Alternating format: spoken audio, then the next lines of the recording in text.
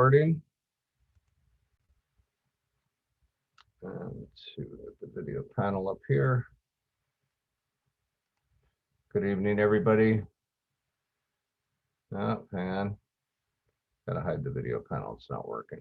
Okay, there we go. We're just gonna have my voice on this, and I want to welcome everybody to Kimmie's Recovery Zone. I want to thank you again for coming to the third of our series of 6 sessions at the what is known as alcoholism addiction in the family, for all those who have been impacted by the disease, have a difficult time understanding why their loved ones can't stop, and want to learn more about the disease, how to support them, have questions about the effect and impact of addiction, which is definitely going to be a topic for tonight. And when we start getting closer to winding this up, how we're going to resolve that hopelessness about the future for everyone. We've covered the disease concept, chemical dependency. We covered family systems and family roles. We're going to get into signs and symptoms tonight, start touching on codependency. Next week will be solely on codependency. It's a tremendous topic, and we'll start broaching into, in session 5 will be about communication skills, and the closing session will be about pathways to healing. It's, what we do is we have here tonight, again, signs and symptoms, and we talk about how the disease of addiction is a threefold disease: physical, emotional, and spiritual, but yet there is also a mental component, excuse me, that's closely tied to the emotional component, but it really ties all of them together. But the irony of this disease is that it affects family members and friends the same way it does an addict or an alcoholic. And you're going to see that as we go farther and farther into, go into deeper or into greater depth of all these signs and symptoms. So I want to start off and talk about just this, or a little refresher about the family characteristics of the disease concept, and how these characteristics are signs in themselves that are very general. There's broad in scope, and we're going to get into a little bit of deep, we're going to get into more finer detail, but how it impairs everybody's behavioral control, and how it affects everybody, where other family members can become functionally or psychiatrically sicker than the primary addict. And it affects everything that goes on. I don't know if you remember when I did last week, when I kind of set that stage of having everybody around in a circle and saying their lines, and I quietly removed the addict from the scene, and everybody was still doing their lines. That, if we don't fix what's going on while the addict or alcoholic is receiving treatment, if we don't provide some kind of treatment for the family to break these patterns of behavior, then the chance of healing for anyone in that family unit, even if the addict comes home from treatment, is greatly impaired. And the other part is that recognition of problems with themselves, with each other, with outside the family unit, with other people that they live and work with, go to school with, whatever it may be, it becomes significantly impaired. And then it creates this completely dysfunctional emotional response. Nobody has anything that they have any foundation of reality of how to handle situations. And again, the definitions of the disease themselves: a chemical and biological issue. Now, if you got something going on inside you want to fix it. But if you also notice that there's things in your environment, things in your family, things in your head, in your body chemistry, but then just really the traditional medical model is that if there is discomfort, dysfunction, or distress, there's something wrong that needs to be treated. And of course, there was our little buddy there, the elephant. the more signs about this are, the difference, and it's really it's good to understand the difference between a healthy functioning family versus a dysfunctional family. And if you see these behaviors, that these rules that are being created and followed and the way they're following, these are warning signs as well. Whereas somebody's just giving orders, do as I say, not as I do, that the frustration that comes because these goals or rules are ridiculously unrealistic, and it just, where is this person coming from?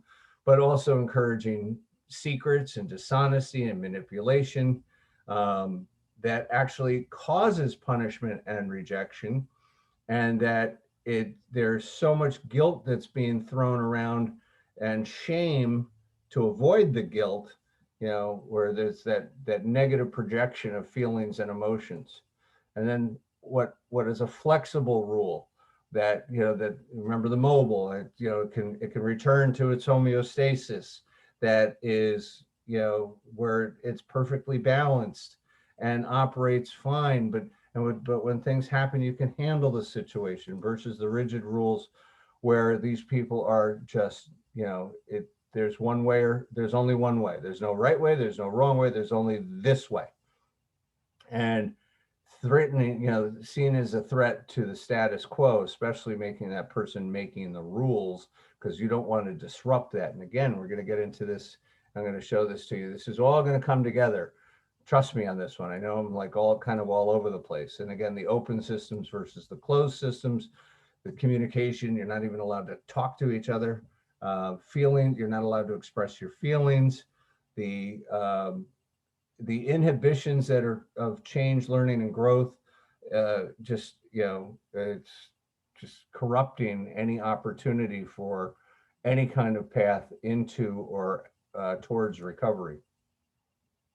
Again, we talked about that whole person model with the emotional, spiritual, the physical, the emotional, the spiritual, the volitional, the mental and stuff. But I also want to go into this really quickly, because what's going on with the negative parts of this and the signs that you can actually see, these are all parts of that physical stuff that's going on, where the stress, somebody who's sick, they're just not taking care of themselves and gaining weight.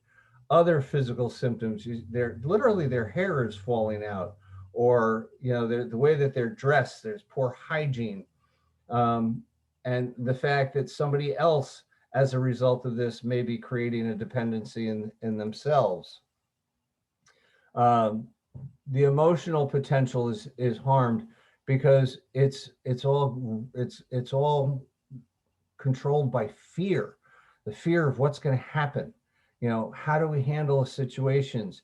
The denial is starting to get progressively worse, and people are just denying their feelings, much less denying what the problem is.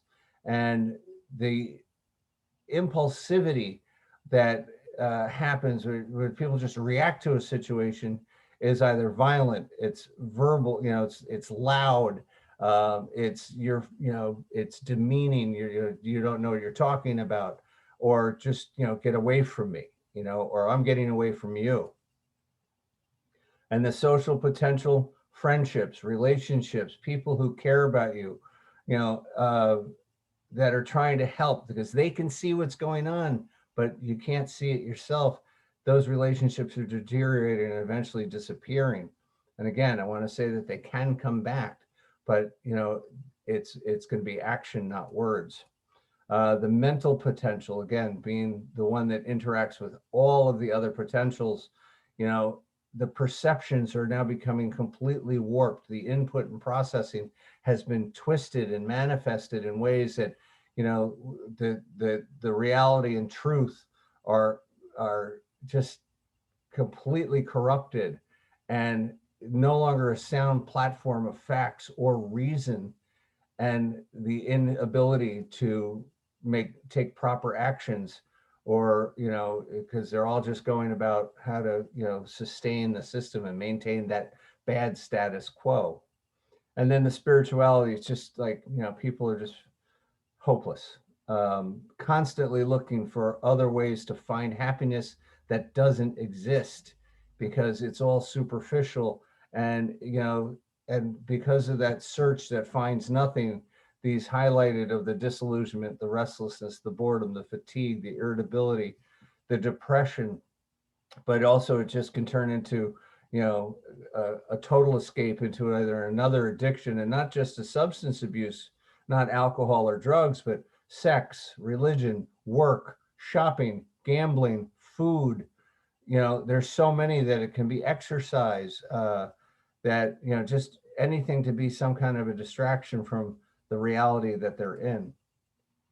And I'm going to get into that, into some of the other factors as we see too. And again, you're going to see as we go through this session tonight how so many things are tied together about what we're talking about, and it just becomes this great big, I don't know if you've ever seen those little puzzle balls where they're connected with the Legos and they expand, and they're just really cool. And it almost look like a Lego, but it's not Lego. I forget what it's called. But then the volitional, which is all about willpower. The willpower, the self-confidence, all the self-respect, self-worth, self-esteem, the capacity and ability to make choices is shattered because there is no well-being. There is no self-care. There is no ability to adapt and change to situations. Everything just still boils down to maintaining this one thing. And the powerlessness gets larger, and there is absolutely no control over what happens. And it's almost shatteringly depressing.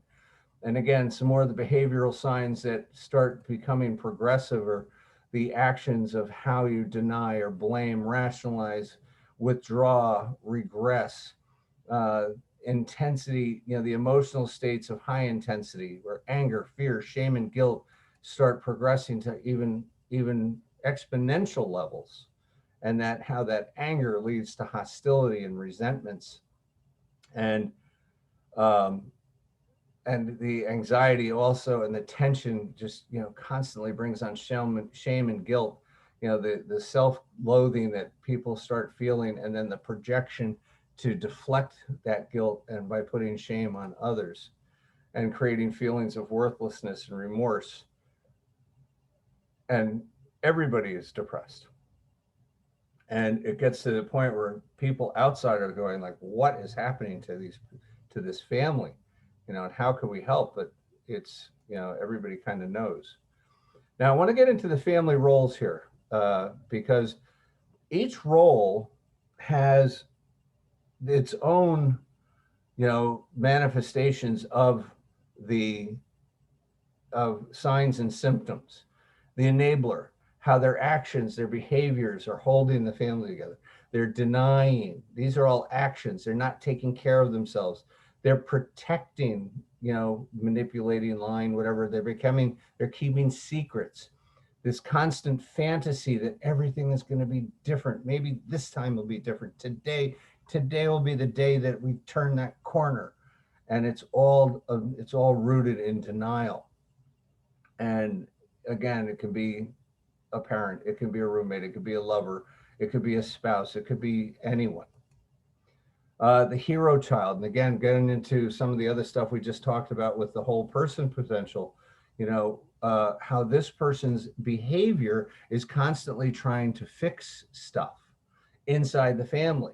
And sometimes it's trying to hold people together, sometimes it's keeping people apart.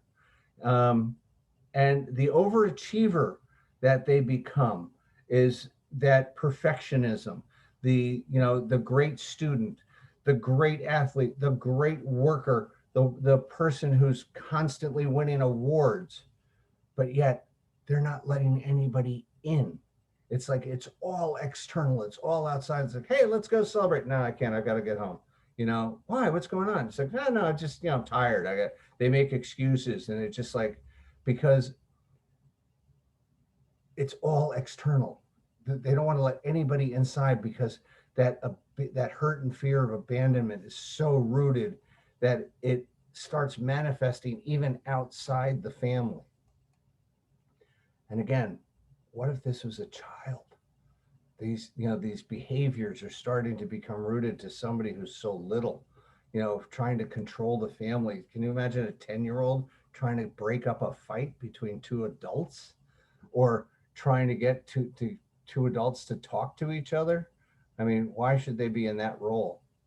The scapegoat, we talked about a little bit about the volitional potential, not the some of the things going on where getting into trouble, and the social potential and the rules. The scapegoat is, not only never achieves the same status within the family, but they become an underachiever in the outside world. And they start not only withdrawing from the family, but they withdraw from, society. And they find others who are just like them, and they wind up getting into trouble with the law. They get in trouble at school. They get in trouble at work. They can't hold, because they're not achieving anything. They flunk, they get fired, they get dumped, and their likelihood of becoming an addict or an alcoholic is exponential. And their low self-esteem is just, I mean, you can see it, it's palpable. And the lost child, of course, just withdraws. And again, here, withdrawing from the family, says, I don't want to deal with it, starts taking that pattern of behavior, and it starts withdrawing from outside as well, because it wants to, avoidance is their best coping skill for dealing with any kind of emotional pain. And it's just easier to not get into a relationship than to get hurt by one. And so they not only remove themselves from the family system, but they remove themselves from any social systems. They remove themselves from any, they go to their job, they do their job, they leave. They don't want to be they don't connect. And then the mascot, again, usually the youngest child, attention-seeking behavior, constantly looking for attention, also not trying to keep people apart, but constantly trying to bring people together. And being the clown. Now, what happens when nobody's around? And, where do you find that attention? Well, that manifests outside the family, and it just becomes not only a coping skill, but it becomes their personality. And there's no maturity involved here. They're constantly immature. And, it's not trying to keep a dysfunctional family intact. It's really just breeding, it's just looking for dysfunction wherever they can find it. Now, the overall signs and characteristics of an addict are denial, obsession of life revolves around using, planning, obtaining, getting, using, and recovering. And then it just becomes this horrible cycle and pattern of use.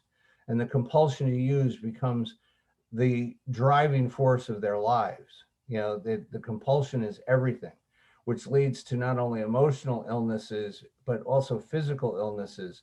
And not just like, it's all sorts of physical illnesses, internal organ damage, broken bones, just immunity is non-existent because they're not taking care of themselves. They're not eating right. They're not taking vitamins.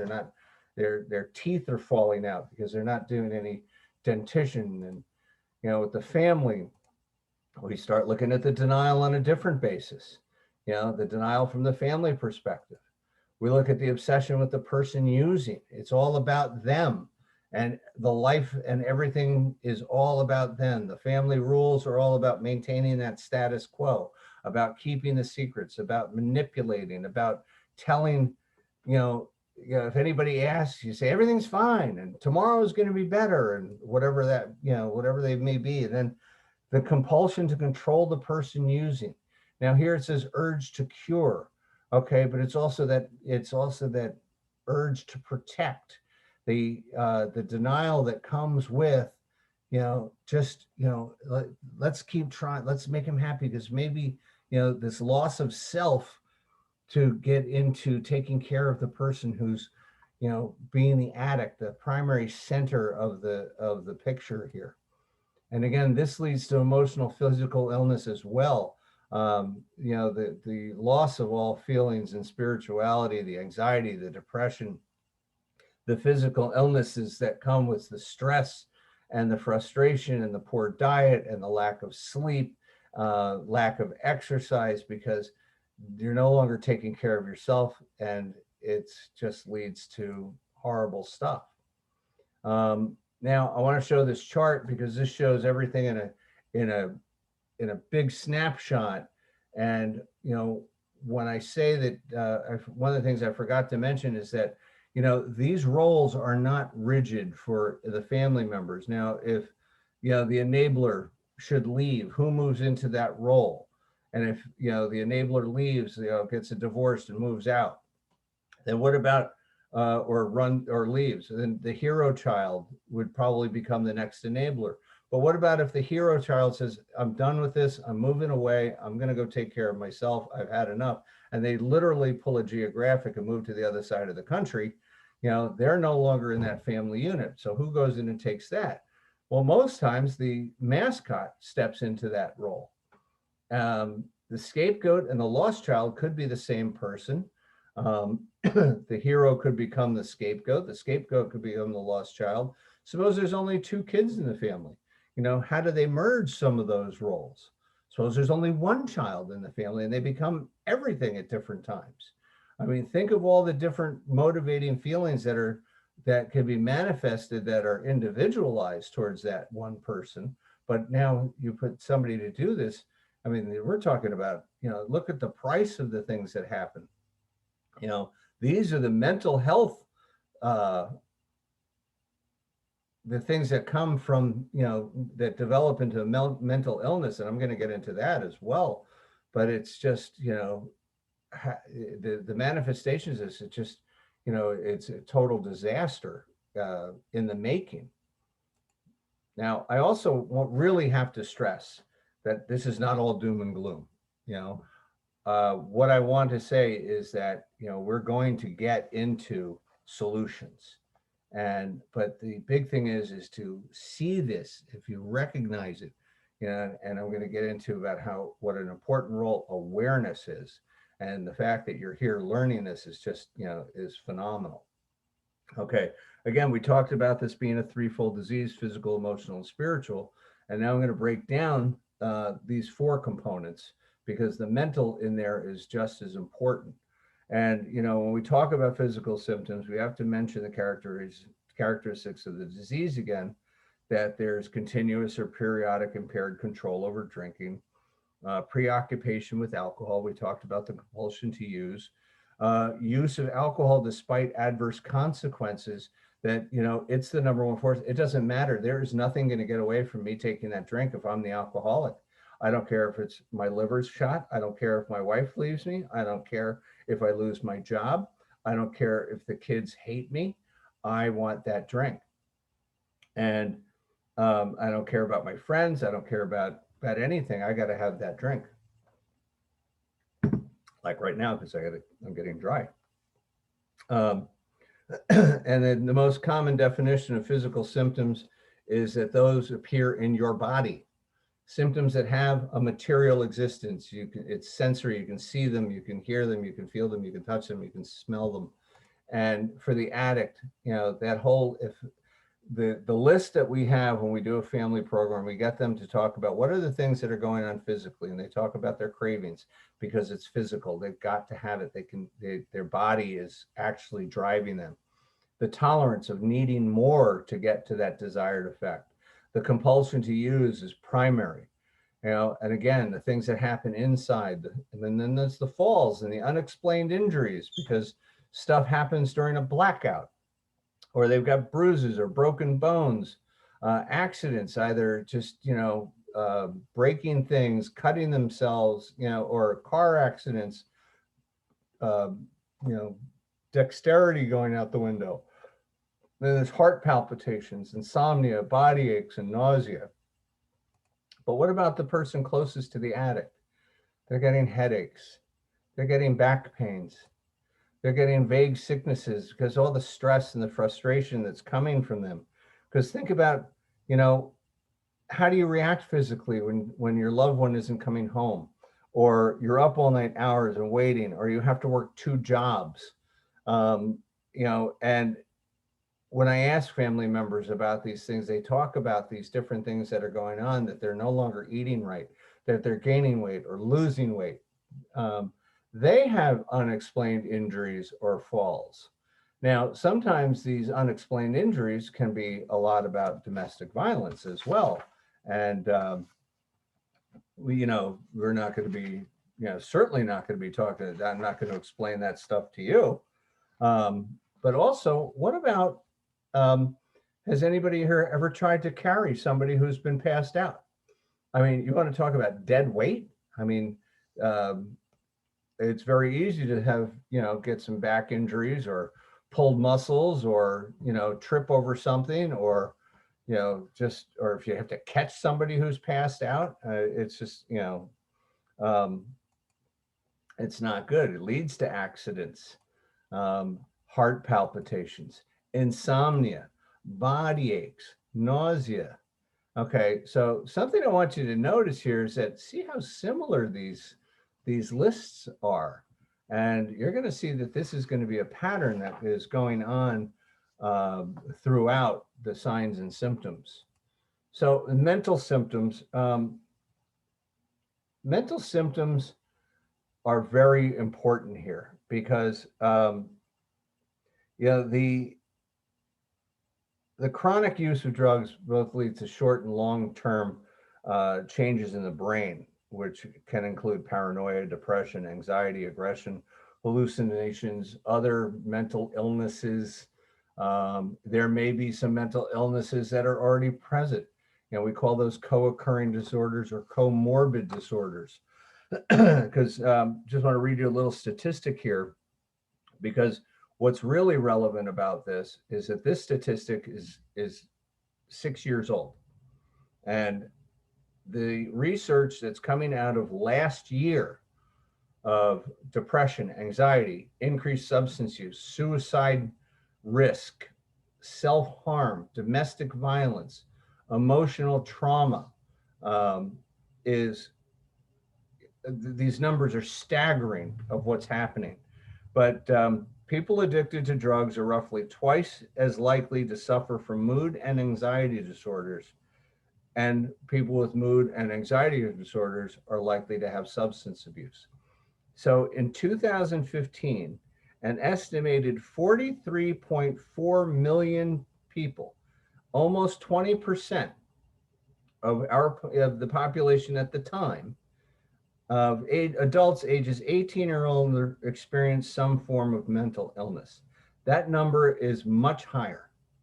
Now, there is probably about, on average, 2 million people who receive treatment across the country for substance abuse, and maybe 1 million or 2 million more for additional mental health situations. Those numbers are not exact, but right now they're not too far off the mark.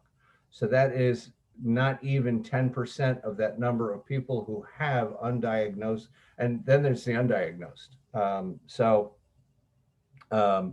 The 43.4 million experience some form of mental illness. That's a known number.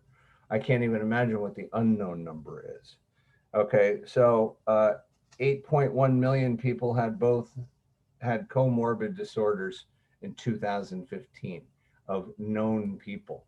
Now, this mental symptoms for the addict: malaise, denial, you look at repression, lying, memory problems, euphoric memory, physical, mental, emotional, verbal abuse, irresponsibility and grandiosity, depression, irritability.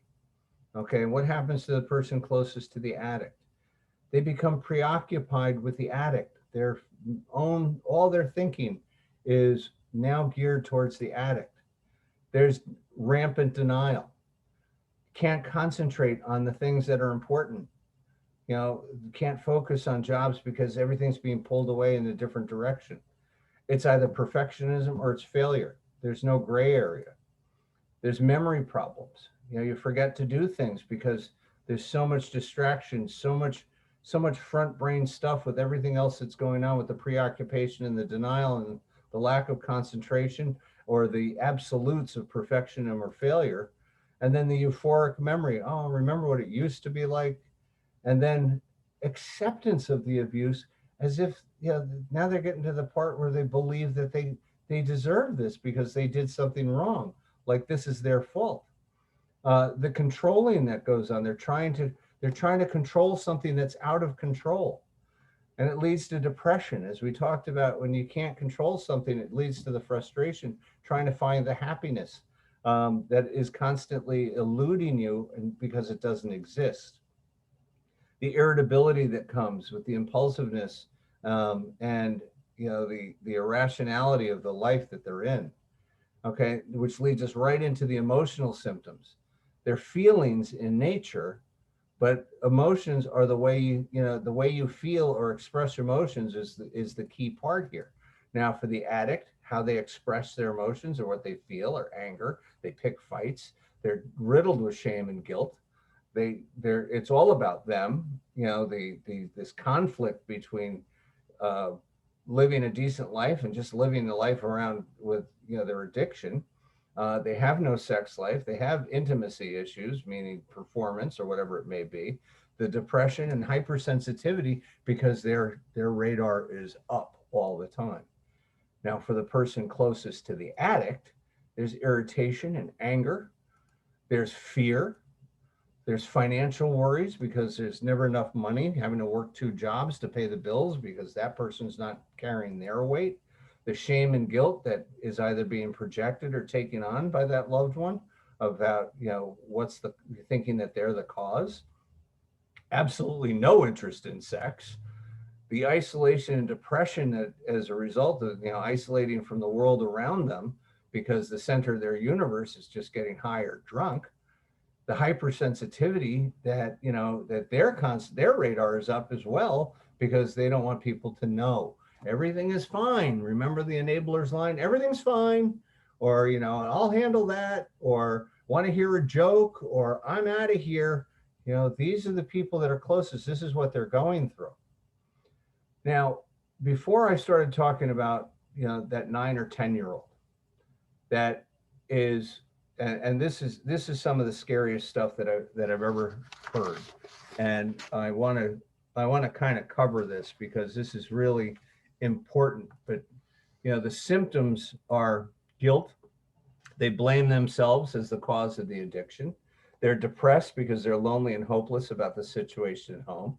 They have anxiety because they're constantly worrying that the person that is the addict may become sick, injured, or removed, or become violent. They're embarrassed because they've got to keep this is a secret that they have to keep, and they can't bring friends or anybody back to their houses with. They can't. This is the beginning of the loss of the social functions. They're angry because they're agitated and irritated with the parent, but they're really agitated and irritated at the disease, but they can't verbalize that. I mean, how is a 10-year-old supposed to understand what this is about? They have distrust that they can't rely on anybody, and they can't rely on the person who keeps breaking promises, and they become a caregiver. And why should they become a caregiver?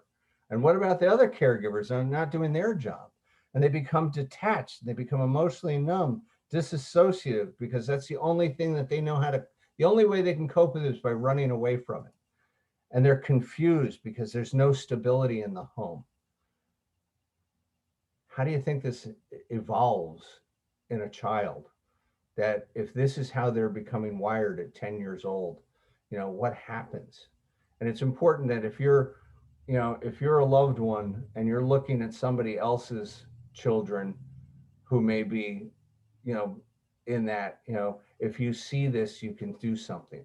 Now, these are the outward signs of all that stuff. There's trouble at school. They're actually isolating. It's like, where's Johnny? He went to his room. He just didn't want to be around. They're constantly seeking approval because their self-worth, their self-esteem is just gone. And again, low self-esteem. The fear of abandonment, because that person that is most important to them aren't around anymore.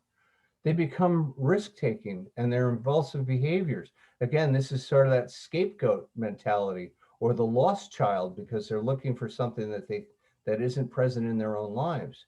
And they completely distrust any authority figures because everything that's been told to them is a lie.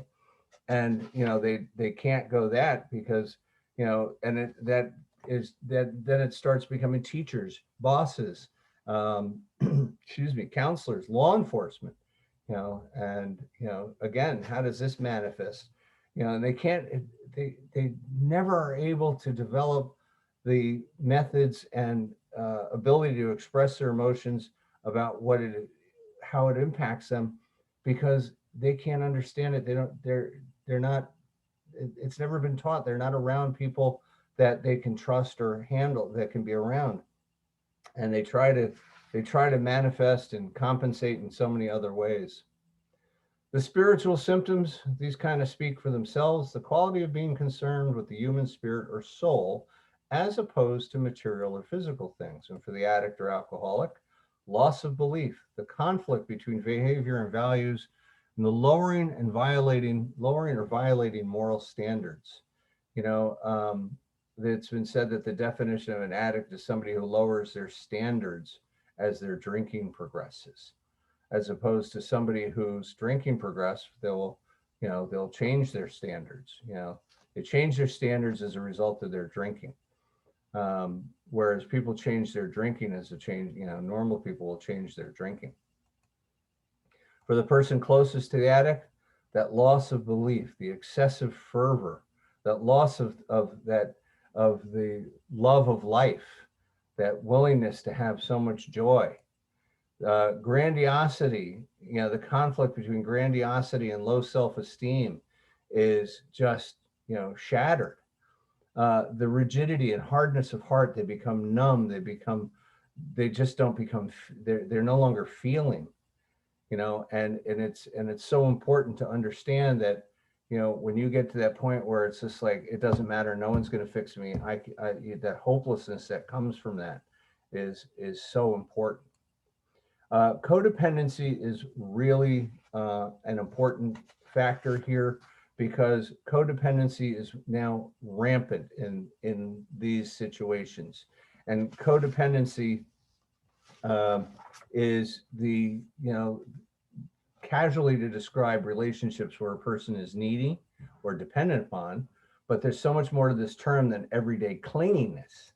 Okay, codependent relationships are so much more, because it becomes the person planning their entire life around pleasing the other person, and this is either a perfect definition of the enabler, but the other side of that is the other person is going to please them as much so they can keep getting what they want. So it becomes this complete circular behavior that just becomes enmeshed. And in simplest terms, a codependent relationship is when one partner needs the other partner, who in turn needs to be needed. So, and this is the cycle of codependency. And this is really important. And next week, when we get into this, I'm going to go give you a couple of things here, because these are the common symptoms that are displayed, that can be seen by outsiders, that the codependent family goes. These are behaviors and actions. The obsession with the addict, the attempts to control, either to control use, control outcomes, control communication. It's just you're controlling things that are out of control. The hopeful and wishful thinking. If only this time were different. If only they would stop using, if only they were nicer, if only I was nicer, if only they were nicer, if only I did this, because that leads into this enabling, the caretaking, the guilt, and unable to hold the addict accountable for their actions. It's like, hey, this isn't my problem. This is your problem, and I no longer have to tolerate this. But you can't, because there's no boundaries. There's no healthy boundaries. There's nothing where it says, you know what, I'm not going to tolerate this behavior before, and I'm not going to support it. So what do? They give their money, they give their time, they give their energy, to the expense of, whereas the addict, everything is about about getting drugs. And now the enabler is everything about making sure they get it. And they can't say no. and they're not taking care of themselves. And you can see these people, you can see the decline. Okay, so now I want to get into the recovery, that there is the other side of this. And how do we recognize this? And what can we hope for? How do we use these as goals? For the addict and the alcoholic, it's getting detoxed, it's stopping drinking, it's starting to do things for your physical well-being by getting medical and dental checkups, that they're eating better, they're sleeping better, their intimacy is returning. They're they're either losing the weight they gained or they're gaining weight that they lost. And for the family member and friend, this comes slower. And that's why it's not just this, like it did here, because this happens fast when an alcoholic goes into treatment. They start really getting that work done right away. Whereas the family member or friend, they don't have the benefit of leaving their environment. So it takes time to return to normal eating. It takes time to get their physical well-being back because they're still trying to manage so many other things that have been falling apart. They're starting to get back into, they have, now that the addict is not using, they can start filling some of their time and hopefully maybe start exercising. If sex is coming back, it's becoming healthier. There's two people present in the relationship and they're gaining weight or they're losing weight that happened as a result of what's going on. In the mental capacities, the signs for the alcoholic and addict, the cognition that is starting to improve on so many different ways. Yet they're still somewhat inhibited, but not as much as they were. And they're starting to learn coping skills and starting to learn through treatment and recovery how to handle warning signs, of learning how to stay away from that first drink. Their productivity increases. They're becoming less self-absorbed and less cynical and less critical. And for the family member, once again, it's slowly coming back because there's still that little thing about trust that hasn't, and belief and hope that has been shattered so many times. It's hard to get that back. But they start a little bit more, their concentration improves. Life outside the obsession of that they had before, they can start thinking about doing things more than they were doing before. Their comprehension and their retention of everything that they've been thinking, their concentration's coming back, as it were. Their cognitive functions improve, the memory, their awareness, their productivity at work or school improves. And they're starting to rely more on other people who are more positive and supportive than on their own mind. People who say the key phrase in recovery, I know how you feel. And they break those patterns of negative projection, and ODAT stands for one day at a time. And they become the sense of entitlement. It's my turn now. I can take care of me. The emotional signs for the addict, they learn to live one day at a time. They're less self-centered. They're becoming more mature, becoming responsible and accountable. They're earning trust back. And they're also earning some self-respect. They're building that for themselves. They're addressing the guilt and shame. They're building their own self-esteem. Their intimacy is slowly improving. They're realizing that they can be a capable part of a relationship. And for the family member and friend, they're starting to do some of the same things. They're living one day at a time. Their isolation is lessening, should say lessens, not lessons. Excuse me for the spelling error. Their growing use of the steps, slogans, and sponsors are having an impact on them. They realize that they're not overly responsible for everything that has happened in their system, but they are responsible for taking care of themselves. They're starting to learn how to trust the addict and alcoholic because, as I said before, actions will always speak louder than words. They're addressing their own guilt and shame and what they took on and what they projected, that they're not, they didn't cause it, they can't control it, and they can't cure it. And their participation in intimacy is slowly improving. In the spiritual realm, we talk about, again, it's everything that's not material. For the addict and the alcoholic, using the 12 steps with a sponsor and a group, understanding needs to grow spiritually, growing comfort with spiritual resources. That, you know, it's like, I'm enjoying this. This is not a religious program. This is not a religious journey. This is not a cult life. This is living one day at a time without a drink and feeling good and being an active participant in the world outside of me.